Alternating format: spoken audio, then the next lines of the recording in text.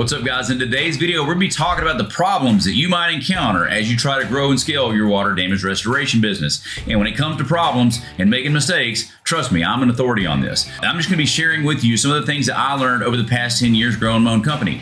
And if you own a restoration company or you're getting in the business, I can promise you this, some of these mistakes you will make if you don't watch this video. So make sure you watch it. Now, in terms of the style, today's video is going to be a little bit different. This was just an afternoon. I was sitting on my back porch here at my house in Florida, and I just opened a Facebook Live and went through it so that it won't be as polished or edited as the other videos. But either way, as you go through it, drop a comment and let me know. Do you like this style? Do you want the polished ones only, or maybe mix it up? I may start doing some live streams. I don't know. But either way, I'll let you guys go through the video and let me know what you think. Hey, what's up, guys? So in this video, we're going to be talking about some of the biggest holes that you can have in a water damage restoration business. I'm an authority on holes in a business, and I'm going to share with you some of the mistakes that we made and some of the things that we plugged and that we fixed that made a big difference for us. And I think it might make a difference for you too. Okay.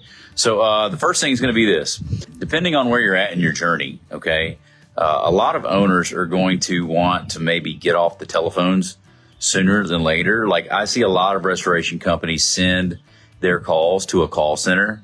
And I will tell you this, if you send your calls to a call center, that is 100% right there, guaranteed the biggest hole in your business, okay? As the owner, once you get off the telephone, that is the biggest hole in your business. And you got to think about it, guys. Everything we do in restoration, it's like we run an ad, we meet a plumber, we talk to an agent, we give them our what? We give them our phone number, and we say, please call me.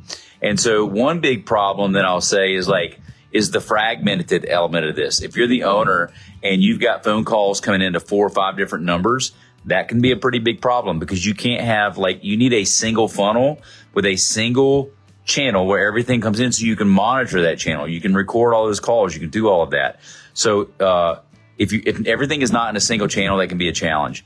But if you're sending stuff to a call center, man, I'm just telling you, bro, 100% right there, that is a big, big problem. I know this. There were months to where, let's say we're $40,000 or $50,000 off in mitigation on a month. That's enough to trigger me. Okay. If I see that we're off by 50 grand, that fires me up. I'm like, what's going on? Why, how can we be $50,000 off this month? Like, why are we so slow? And inevitably, because we already had all of our phone calls getting recorded and pushed to a database, okay? And we would go back and I would audit and listen to those. And dude, I would tell you every single time, I would find 1 to 2, maybe even 3, sometimes 3 leads, 3 calls per week that we should have responded to as a water damage lead, and we did not, okay? Let me give you one specific example. So one thing that I will tell all you guys, if you own a restoration company, please, for the love of all things good, ask 2 questions every single time they call. Question number 1, how did you hear about us? Or what's your name and how did you hear about us, okay? This is my own company, and I was in the other room, right on the other side of these paper thin walls. And, I've got our procedures written out. I've got the 2 questions taped to the freaking phone. It's all buttoned up. It's dialed up, ready to go. What's your name? How did you hear about us? And sure enough, the phone rings and the girl answers the phone. I'll throw her under the bus. It's Peyton. It's my stepdaughter. She works with me now at Restoration Profits. But she answered the phone, and I heard blah, blah, blah, blah, blah, blah, boom, click. And there was not enough time for that conversation to cover that material. So I said, who was that? And she goes, oh, I don't know. I was like, well, what did they want? She goes, it was something we don't do. I was like, well, what was it?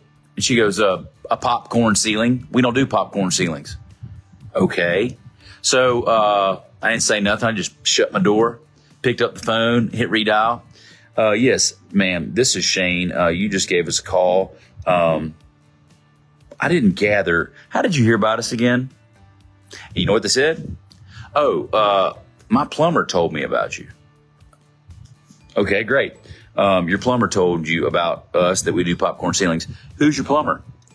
Benjamin Franklin Plumbing. Okay, great. And what are they doing at your house? They had to cut a hole in my ceiling, and they said that you could fix my ceiling. Okay, great. Why did they cut a hole in your ceiling?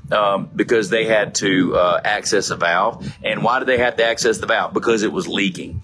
It was a $15,000 water job that was reported as, do you do popcorn drywall repair? It was a $15,000 water job reported as, do you do popcorn ceiling drywall repair? And I would have never known this if I had not known my plumber and Benjamin Franklin. Now, here's the other thing. Half of you guys are working with plumbers already, and y'all want to pay referral fees to these guys, correct? You want to say thank you when they do refer you, correct? Well, how are you going to do that when you don't even know that they just called? And I'm the OG. This is my gig. I am the OG for this, and my team is not handling it properly. So I promise you yours is not either. So make sure, here's tip number two. Tip number two, print out your questions and put them right there. Print out your questions and put them right there by the phone, okay? And guys, just so you know, these are things that we will be going over. The lowest hanging fruit in your business. Here's the other thing I would tell you. There's another really big problem is if you do not use a specified use this or you die customer intake form, you're making mistakes, baby. You're making mistakes. You must have a form that captures every single thing, all of the questions. So we did this, and we did it with paper at first, and then we switched from paper, and then we built software to do it, okay? And that's why I give my clients now. So if you don't have it, you want it, and you're in my ecosystem, we give it to you, okay? It's Flowmation. But there is a digital form, and you literally cannot submit the form without the required fields being in there. And so in the beginning, we used Client Runner. They got bought. We used Dash. They just suck. And then we used PSA. They suck too. Looking back, suck is kind of a harsh word for those guys, but it just didn't give us what we need, okay? And you need a solidified customer intake form where you have mandatory fields and they cannot move another inch until you do that. And your name, your phone number, how'd you hear about us? What is your relationship to the property? There's a series of questions that you should ask. And I did not ask these questions in the beginning of my business journey. And for that reason, I had the luxury to spend a lot of time in court suing people because we didn't have the information we needed. We weren't using a credit card guarantee. Bro, we weren't doing any of the things that we should have been doing. And I'm going to share there's a laundry list of problems that I was doing that I'll share with you at the Water Damage Bootcamp. Okay. I'm sharing with you right now too. So if the owner's off the phone, get all your calls recorded. Okay. Review the calls. Make sure that there is a customer intake form. You should be using a digital form with force required fields. Okay. We don't sell our software currently to people. We only give it to our clients, so you can't use ours yet. But you should at least have certain information. What's your name, phone number, email? What's your relation? Is this for a home or business? What's your relationship to the property? Home or business is really important because if it's a home and they're the owner, you know what that means. They're a homeowner. But if it's a business and they're the owner, what does that mean? Are they the business owner or the building owner? If they are the business owner, my man, that dude cannot sign your contract. He doesn't own the building. Then that's like, it's working for a renter. That's working for a renter. You're going to go run up a $50,000 commercial water job and you ain't going to have the right person on your contract and you're going to find yourself in court. Ask me how I know. I'm just telling you. And you don't win those the same. You don't win those the same. You have no leverage. No leverage. Don't spend a bunch of time in court. Learn from others' mistakes. So is it a home or a business? Okay. Home or business. And what is your relationship to the property? And guys, if they are not the property owner, I don't even go out there. If they called me and they said, hey, we got a 5,386 apartment units that have 17 feet of water in it. Will you come suck this out? It's a $90 million job. And I'm the property manager, bro. I'm going to roll over and go back to bed. I'm going back to bed. I ain't going out there. I've done that before. You don't get paid on those jobs. You don't get paid on those jobs. This is good stuff. This is good stuff. I hope you enjoy it. Okay. What's some other good mistakes that I've made? There's so many. There's so many to choose from. Leaving money off my estimates and invoices. Feeling like I had to use Xactimate. We quit Xactimate. You can use Xactimate if you want, but here's my point. You are leaving money on the table, guaranteed. Guaranteed. Can I give you a couple ways that you can make more money? Is this cool? And these are things that I will teach you guys at the Water Damage Bootcamp. And I will guarantee you that the Water Damage Bootcamp, you will add $1,000 at least to your invoices. And that's why we have a $10,000 guarantee. If day one alone of the bootcamp, if day one alone is not worth 10 grand, I refund your money and fly you home. Go to waterdamagebootcamp.com to get more information. You like that? I've gotten good at this, haven't I? Check out that pool. Anybody want to swim in that yet today? Ain't got no progress. Look just the same as it did a month ago. When it comes to leaving money on the table, there's a couple different ways. If you're tired of having them fight you about monitoring hours, right? It doesn't take that long to get there. You didn't have that many people in the truck, blah, blah, blah, blah. Do this. Quit billing by the hour and billing by the trip. Come on. Quit billing by the hour, billing by the trip. Who wants to guess how much you should bill every time your truck rolls? Who wants to take a guess? Drop a comment. Let me know. Let me see something. Take your shot. Shoot your shot. How much money should you bill every time your van rolls to a job? How much? Plumbers know this. HVAC guys know this. Garage door people know this. I don't know what's going on with all that right there. Should have turned that off. Didn't want no balloons coming up. Was that the three finger that did that? Or was it the thumbs up? I don't know. How much money? Who wants to guess? Going once, going twice. $500, boys and girls. $500. If you drive out there, $500. Urban, you leaving money on the table, my man. $500. Why should you charge them $500? Because $400 is not enough. It's not enough. It's not enough. I'm telling you. Just trust me. $500. Okay? $500 is too much, Shane. Okay, great. $489. Bill $489 per monitoring trip. Charge them monitoring trips. Okay? Is that good? Is that helpful? So that way, 2 monitoring trips, you'll be able to bill $900 or better. You want another freebie? Can I give you another one? When it comes to billing your equipment and billing your fans, they don't want to pay for decontamination. Don't call it decontamination. Call it a restock fee. Charge them $489. Don't charge you per piece of gear. Just restock. And that's the same thing as cleaning. Charge them more than you would have done for cleaning. Guys, they pay this stuff. They're going to pay it. Maybe they will, maybe they won't. Half the time they do, half the time they don't. Okay? And this is how you get more money in your invoice. Hopefully you like this. Give me a thumbs up, something, if you like it. I'm telling you, I got more of it. I can go all day. Another thing you can do is bill for half days. If you dried it for 3 days, you never dry it for 3 days on the nose. Bill them for 3.5 days. And then when they say, why'd you bill me for 3.5? I was like, I didn't think you wanted to get billed 4. So it was only out there 3.5. I want to bill you for 4. They'll appreciate that one. Ding. All right. Is this good, guys? This is good. Look, if you don't put it on your bill, they won't pay it. I heard somebody say the other day they were yelling at me because somebody in a Rebels page started asking about a muddy scope. Now, y'all, somebody tell me, did somebody talking about me on the Restoration Rebel page? Did Mr. Andy get mad at me about a muddy scope? I'm sure he did. And there's a fundamental difference that we need to talk about. Can we talk about it? So here's the thing. What does an insurance company ask from you? When you give them an invoice, what do they call it? What do they call your invoice? They don't call it an invoice, do they? They call it an estimate. So I call it a muddy scope because a lot of the people, like Mr. Andy, got mad at me because he said that it's about documentation. Bro, let me tell you something. If you think getting paid in restoration is about documentation, then go on and write it. And they should never reduce your invoice because it's about documentation. I'm here to tell you right now. When your job is to be a professional estimator, Mr. Andy, and your job is not to run a water damage restoration company, you're not running millions of dollars in your own business, it's really easy to tell somebody that it's all about documentation. But when you're paying overtime and you're paying for families, okay, and all that's coming out of your check, okay, you'll understand real fast that documentation is a red herring, my friend. It is a red herring. Documentation, they don't even call it an invoice. They call it an estimate. There is no documentation on the estimate. An estimate, you ain't done the work. On an estimate, you haven't done the work. You can't document what you're going to do on an estimate because you ain't done it. Help me understand this. An estimate, my friend, contains risk.